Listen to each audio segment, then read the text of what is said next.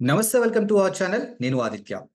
వైఎస్ఆర్సీపీ అధినేత జగన్మోహన్ రెడ్డి చంద్రబాబు నాయుడిని టార్గెట్ చేస్తూ ఉండగా వైఎస్ఆర్సీపీకి సంబంధించినటువంటి సోషల్ మీడియా మాత్రానికి జనసేన మీద ఫోకస్ చేయడం జరిగింది. మరి జనసేనలో అంతర్గత పోర్లున్నాయని, జనసేన రానున్న రోజుల్లో ఖచ్చితంగా అంతర్గత పోర్లతో ఆ పార్టీ విచ్ఛిన్నమవుతుందంటూ కొన్ని వార్తలైతే ప్రచారంలోకి తీసుకొస్తున్నారు. మరి ఈ అంశం గురించి మాట్లాడడానికి ప్రస్తుతానికి మనతో పాటు లైవ్ లో ఉన్నారు ఉప్పల్ లక్ష్మణ్ గారు, ప్రముఖ సీనియర్ జర్నలిస్ట్. సార్ అడిగి మన విషయాలు తెలుసుకుందాం. సార్ నమస్కారం సార్. నమస్తే. సార్, వైఎస్ఆర్‌సీపీకి సంబంధించినటువంటి సోషల్ మీడియా వేదికగా జనసేనలో అంతర్గత పోర్లున్నాయని, సో రానున్న రోజుల్లో జనసేనలో ఊహించని విధంగా తగాదాలు అవ్వబోతున్నాయని అక్కడ నాయకుల మధ్య అన్నట్టు కొన్ని వార్తలైతే ప్రచారంలోకి తీసుకొస్తున్నారు. మరోవైపు వైఎస్ఆర్‌సీపీ అధినేత జగన్మోహన్ రెడ్డి మాత్రం చంద్రబాబు నాయుడుని టార్గెట్ చేస్తున్నారు. మరి 2 అంశాలను ఏ విధంగా చూడొచ్చసలు? అంటే ఇప్పుడు ఎన్ని చెప్పినా వైఎస్ఆర్‌సీపీకి అటు జనసేన, ఇటు తెలుగుదేశంనే టార్గెట్. బీజేపీని టార్గెట్ చేయలేదు. ఆ రెండుని టార్గెట్ చేయాలి అంటే సరే, అధికారంలో ఉన్నటువంటి చంద్రబాబు నాయుడు గారిని, ఆయన ప్రభుత్వాన్ని జగన్మోహన్ రెడ్డి గారు ప్రతి చిన్న అంశాన్ని కూడా విమర్శలు చేస్తున్నాడు. అనవసర మాటలు కూడా మాట్లాడుతున్నాడు. కాదని ఎవరన్నారు.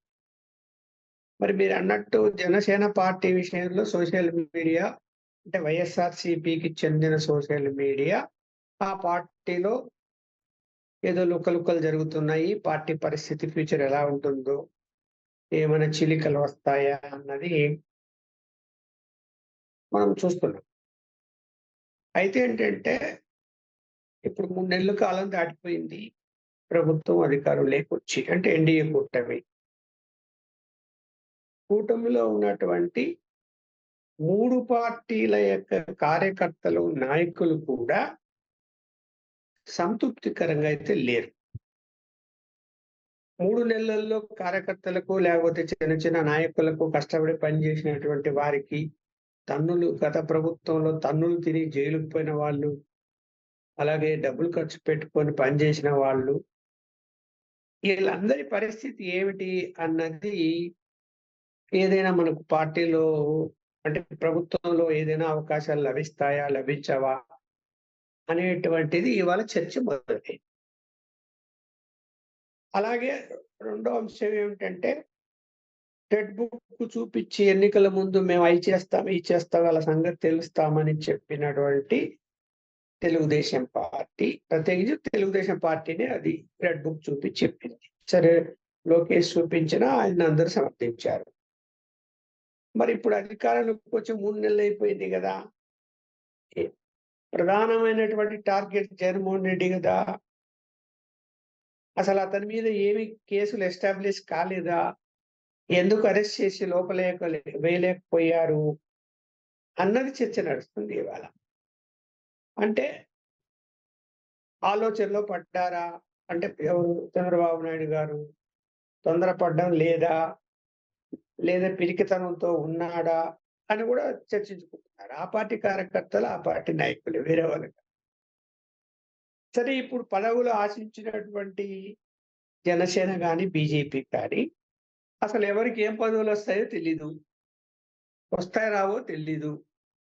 ఇంతవరకు ఏదో చర్చలు జరుపుతున్నాము అని చెప్పి ఊరికే వార్తలు వస్తున్నాయి తప్ప ఫ్రూట్ఫుల్ గా డిస్కషన్స్ జరిగినట్టు 3 పార్టీల మధ్య సమాచారం అయితే లేదు.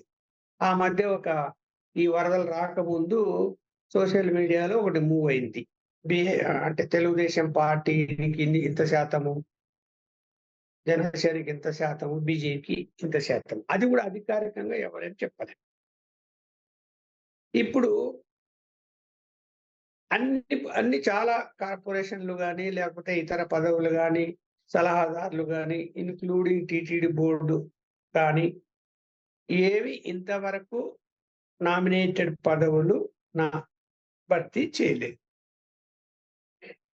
చేయడానికి అవకాశాలు ఉన్నా కూడా 24 గంటల్లో చేసేటువంటి వాటిని కూడా చేయకుండా కాలం దాటవేస్తుంది.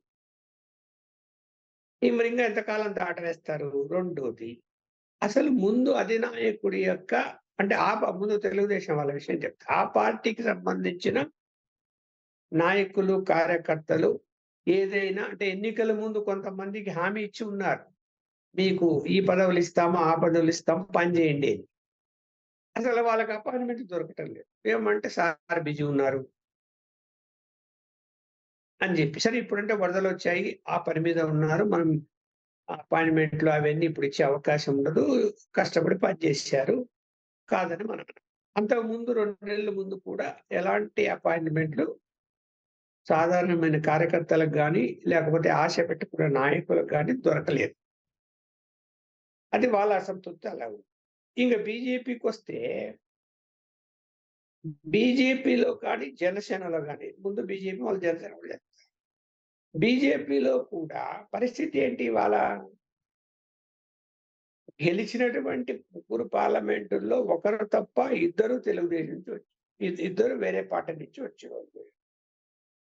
అలాగే గెలిచిన శాసనసభ్యుల్లో కూడా ఒకరు తప్ప మిగతా వాళ్ళందరూ కూడా వేరే పార్టీల నుంచి వచ్చినోళ్ళే. ఇక్కడ అంటే జనసేనలో గెలిచిన 21 మందిలో కూడా 13, 14 మంది తెలుగుదేశం నుంచి వచ్చిన వాళ్ళే. వాళ్ళ ఆరిజిన్స్ అన్ని తెలుగుదేశం. అంటే ఇక్కడ ఏమైపోయింది? తెలుగుదేశం నుంచి వచ్చిన వాళ్ళందరికీ ప్రభుత్వంలో దారి దొరికిందని, వాళ్ళకేమైనా ఈజీగా పనులవుతున్నాయని, అదే జనసేన పార్టీలో పుట్టి, జనసేన పార్టీలో కష్టపడి పైకొచ్చినటువంటి వాళ్ళను దగ్గరికి తీయటం లేదు ప్రభుత్వం. అంటే ప్రభుత్వ పెద్దలు ఎవరు కూడా అని వాళ్ళకుంది. బీజేపీ వాళ్ళకి అలాగే.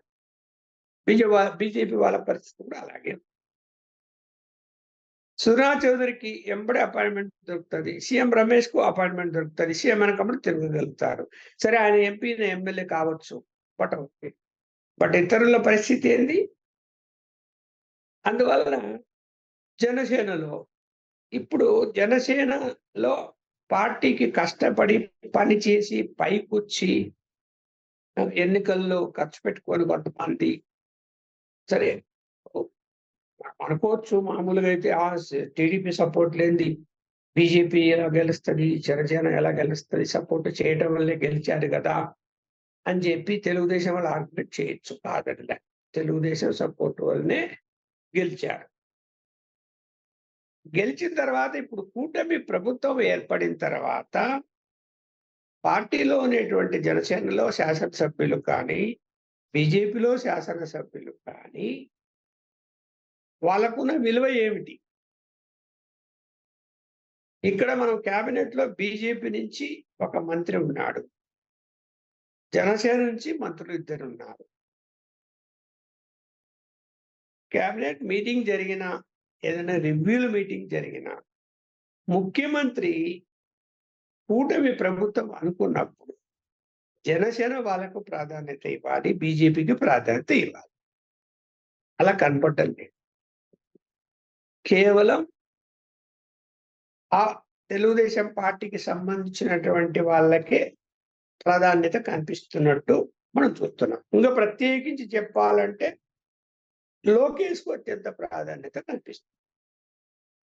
ఇప్పుడు ఇది కరెక్టా? దీన్ని చర్చించుకోరా? జనసేన వాళ్ళు, బీజేపీ వాళ్ళు చర్చించుకుంటారు. అయితే ఈ అవకాశం తీసుకొని వైఎస్ఆర్‌సీపీ ఇప్పుడు అసంతృప్తి అన్నది క్లియర్‌గా కనిపిస్తుంది 3 పార్టీల్లో. జనసేనలో ఇంకా ఎక్కువ ఉంది. ఏమో మనకేం పదవులొస్తాయి, ఏమో పవన్ కళ్యాణ్ గారు ఎందుకంటే నాయకుడని ఆయన వాళ్ళని సాటిస్ఫై చేయాలి, లేదంటే నచ్చచెప్పాలి. జరగబోయే పరిణామాలు ఎలా ఉంటాయో వాళ్ళని కూర్చోబెట్టుకొని మాట్లాడగలిగితే అసంతృప్తి ఉండదు. ఇప్పుడు ఆయన కూడా పార్టీకి సంబంధించి కష్టపడి పనిచేసిన వాళ్ళతో కూర్చొని మాట్లాడే పరిస్థితిలో ఇవాళ పవన్ కళ్యాణ్ కూడా లేడు. ఎప్పుడు కూర్చొని మాట్లాడాడు చెప్పమనండి? లేనప్పుడు ఏమైపోతాది? అపోహలొస్తాయి. అపోహలొస్తే చర్చించుకుంటారు. ఏం జరుగుతుందో? పవన్ కళ్యాణ్ కూడా చంద్రబాబు చెప్పినట్టు వింటూ తిరుగుతున్నాడేమో! ఆయన మన కోసము చంద్రబాబు దగ్గర ఫైట్ చేయగలుగుతాడో లేదో ఎస్ మాకు ఈ పదవులు కావాలని. చూడండి, టీటీడీ చైర్మన్ పదవి. జనసేన వాళ్ళ వైపు నుంచి మనకెందుకు ఇవ్వడు టీటీడీ బోర్డు చైర్మన్ పదవి అని వాళ్ళు ప్రశ్నిస్తున్నారు.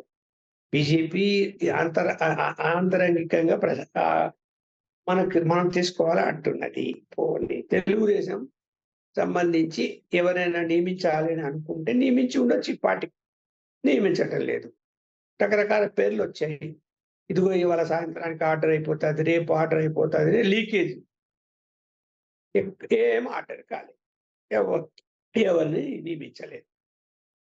మరి ఇప్పుడు టీటీడీ బోర్డు చైర్మన్ అన్నది హిందుత్వానికి సంబంధించింది. అక్కడ ఏం జరుగుతుంది? ప్రతిసారి రాజకీయ నాయకులు వస్తారు. క్యారెక్టర్ లేని రాజకీయ నాయకులు కూడా వచ్చారు. దానికి రాజకీయ నాయకులు క్యారెక్టర్ ఉంటది. ఇప్పుడు అశోక్ గజపతిరాజు పేరు వచ్చింది.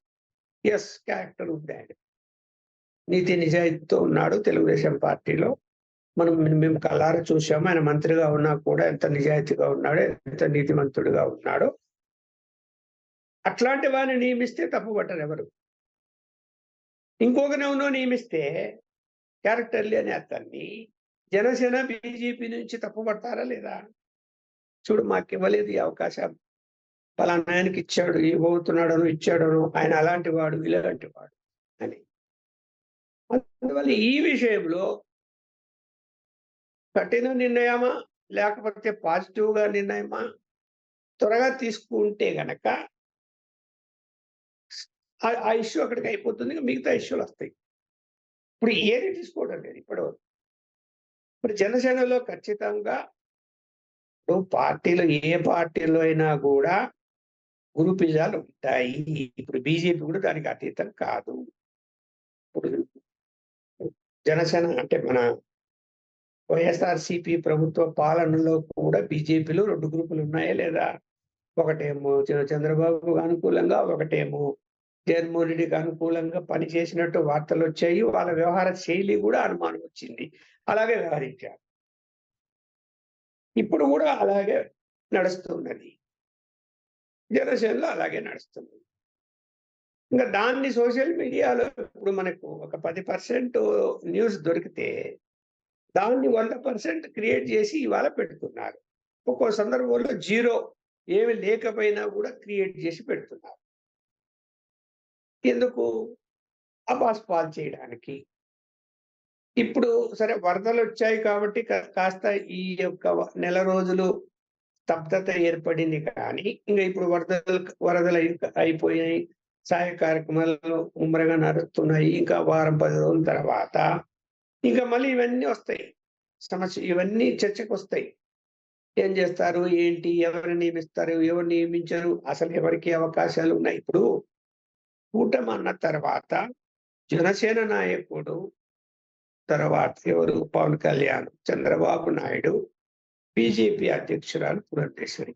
వీళ్ళు ముగ్గురు కూర్చొని ఈ పదవుల విషయంలో, రాబోయే పదవుల విషయంలో, ఉన్న పదవుల విషయంలో, అలాగే ఎమ్మెల్సీలు కానీ, రాజ్యసభలు కానీ రాబోయే పరిస్థితులు ఉన్నాయి కదా, ఖాళీలు అయ్యాయి కదా, వాటి విషయంలో కానీ ఒక క్లారిటీ వచ్చే విధంగా ఇప్పటి వరకు వాళ్ళు చర్చ జరపలేదు.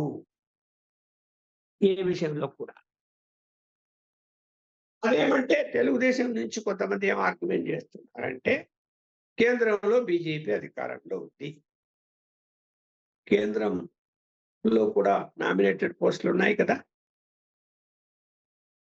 ఇంపార్టెంట్ ఉన్నాయి కదా, అవి తెలుగుదేశానికి ఎందుకు ఇవ్వరు, మాకెందుకు ఇవ్వరు అని వాళ్ళు కూడా ఆర్గ్యుమెంట్ చేస్తున్నారు. చంద్రబాబు నాయుడు కూడా డిమాండ్ చేశారంట కొన్ని అని వార్తలు వస్తున్నాయి. మరి వాళ్ళు ఇస్తారా?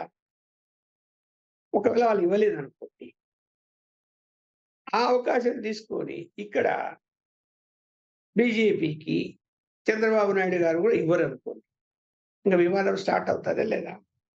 అసంతృప్తి స్టార్ట్ అవుతుందా లేదా? అవుతుంది. ఇప్పటికే అసంతృప్తి 3 పార్టీలలో ఉంది. ఆయన సొంత పార్టీలో ఉంది, బీజేపీలో ఉంది, జనసేనలో ఉంది. కాబట్టి ఇక్కడ సోషల్ మీడియాలో